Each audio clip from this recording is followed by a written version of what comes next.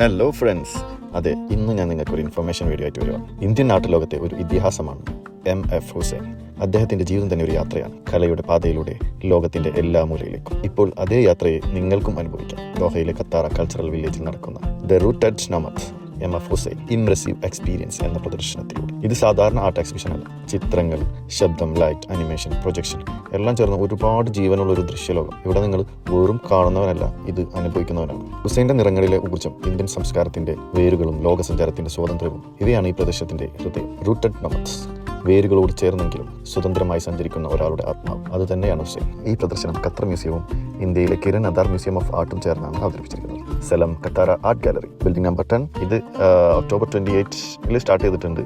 നിങ്ങൾക്ക് ഫെബ്രുവരി 7 വരെ ഇത് അവിടെ അവൈലബിൾ ആണ്. അപ്പോൾ നിങ്ങളിത് മിസ് ചെയ്യരുത്. പക്ക മസ്റ്റ് വാച്ചബിൾ ആണ്.